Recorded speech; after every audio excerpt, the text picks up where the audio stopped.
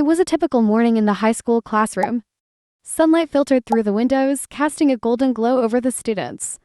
MASACHIKA, as usual, was sprawled over his desk, eyes barely open.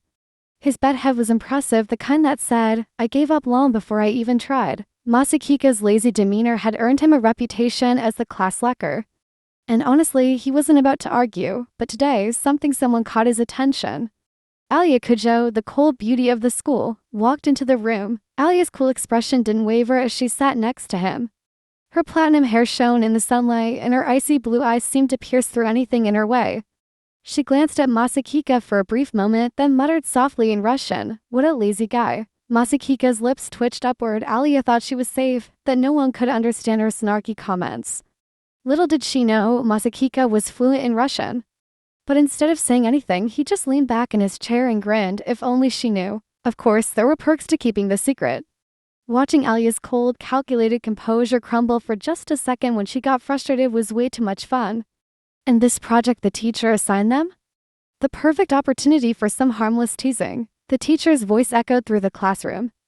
MASACHIKA and Alya, you'll be working together on this project. MASACHIKA's eyes flicked over to Alya. She didn't react right away, her face as impassive as always, but he could practically hear her internal groan. Sure enough, she muttered under her breath.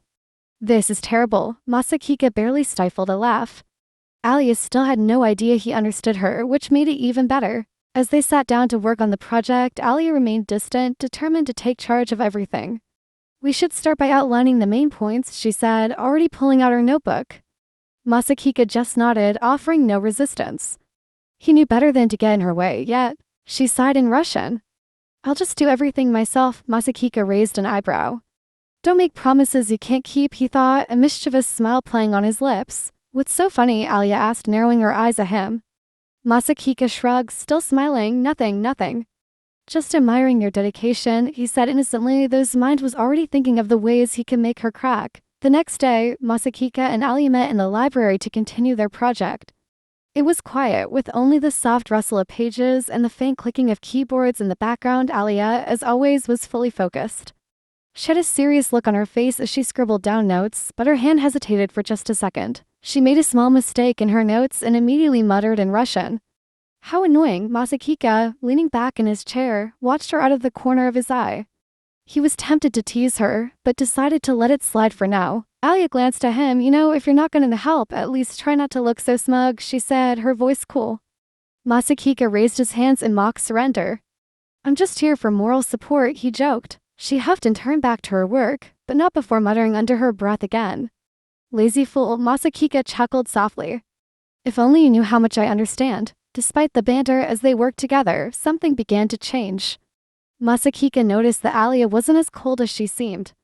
There were rare, fleeting moments when she let her guard down, her usually sharp eyes softening. After another long session of working on their project, MASACHIKA decided to push his luck.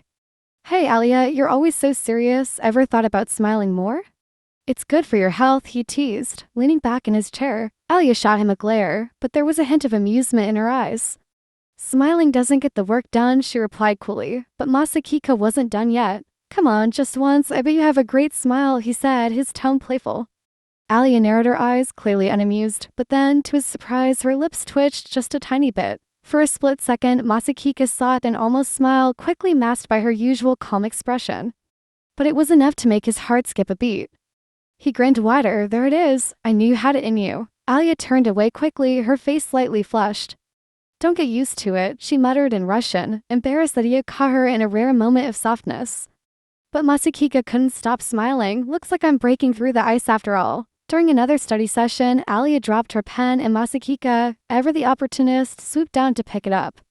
As he handed it to her, she muttered under her breath again in Russian, "Thank you." MASACHIKA froze. Without thinking, he responded, "You're welcome."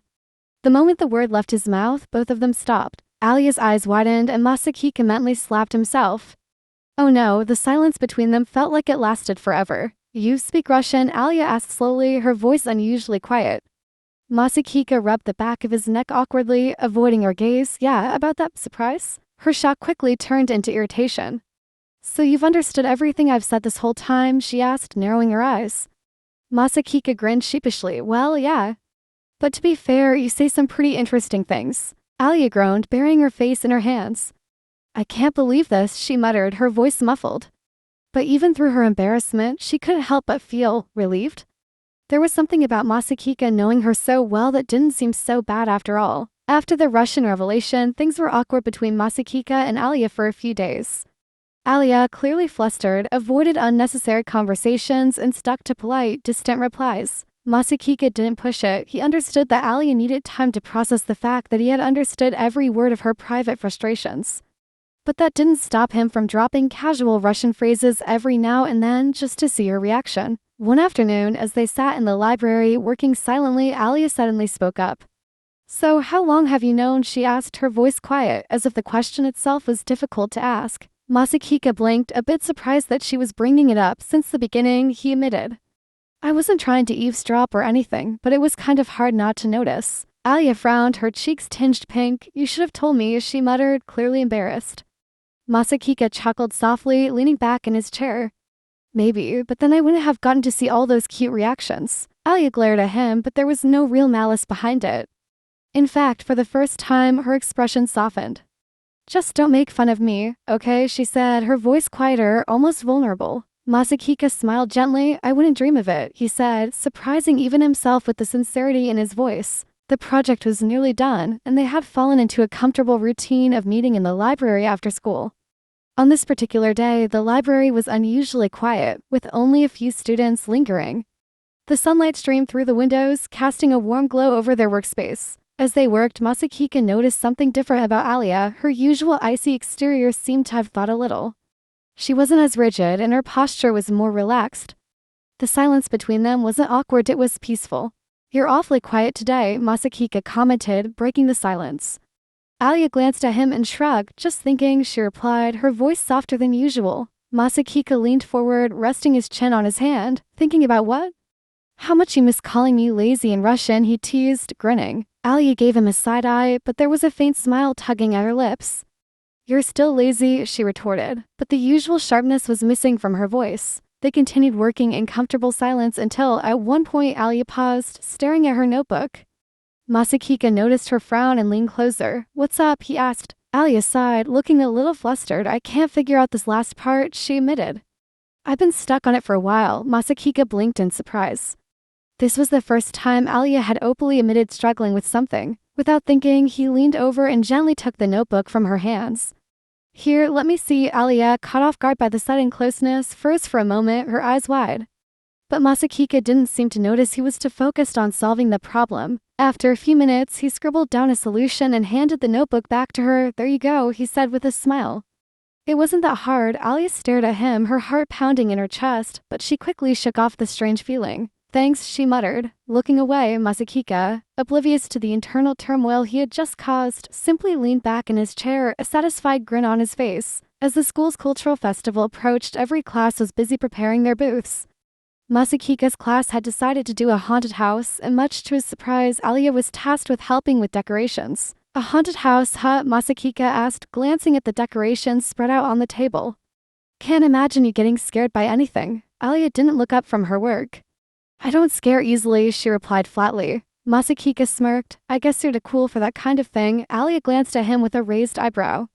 Are you implying that you do get scared? She asked, a small, teasing smile appearing on her lips. MASACHIKA chuckled, scratching the back of his head. Let's just say I'd rather not be the one walking through the haunted house alone. Alya's smile grew slightly. I'll keep that in mind. Later that day, as they hung decorations around the classroom, MASACHIKA couldn't help but glance at Alya every now and then. She was focused, as always, but there was something softer about her now. Maybe it was the way the light hit her hair, or maybe it was the fact that she had started teasing him back, something she never used to do. As the two of them worked in quiet harmony, MASACHIKA found himself enjoying these moments more than he expected. For the first time, the wall between them felt like it was crumbling. The day of the festival arrived, and the school grounds were filled with students and visitors enjoying the various attractions. MASACHIKA, who had somehow been roped into manning the entrance to their haunted house, spotted Alya approaching from across the courtyard. She was dressed in a simple yet elegant outfit, her hair tied back in a neat ponytail. MASACHIKA felt his heart skip a beat for reasons he couldn't quite explain. He cleared his throat and waved her over. Hey, you ready to scare some people? Alya gave him a rare, genuine smile. Ready as ever, she replied. They stood at the entrance together, handing out tickets and directing people inside. As the evening wore on, the haunted house was a success mostly thanks to Alya's eerily calm demeanor, which seemed to terrify people more than any of the decorations. "You really do make a great ghost," Masachika said as they took a break. Alya raised an eyebrow. "Are you calling me pale?" she asked, her tone teasing. Masachika laughed, holding up his hands. No, I mean it in a good way. You're like ghost-level calm." Alya smirked. "I'll take that as a compliment then." The festival ended on a high note, and as night fell, the students gathered for the closing fireworks. Masachika and Alya found themselves standing together on the rooftop, away from the crowd. "It's quiet up here," Masachika commented, looking up at the sky. "I figured you'd prefer this over the noisy courtyard." Alya nodded, her eyes fixed on the horizon. "Thank you," she said softly. They stood in silence for a moment, the distant sounds of laughter and chatter fading into the background. The first firework exploded in the sky, casting a colorful glow over them. Alya glanced at Masachika, her expression thoughtful. "Masachika," she began, her voice unusually hesitant. "Do you ever feel like we're different from how we used to be?" Masachika blinked, caught off guard by the sudden question. "Different how?" Alya looked away, her cheeks slightly flushed. "I mean, we weren't exactly friends at first, were we?" Masachika chuckled softly. "No, I guess we weren't, but things changed." He paused, glancing at her out of the corner of his eye. "And well, I like the way things are now." Alya's eyes widened slightly, but she quickly composed herself. I do too," she admitted, her voice barely above a whisper. For a moment, neither of them spoke. The fireworks continued to burst. That's it for now, and if you enjoyed this, like the video and subscribe for part 2 if you made it this far.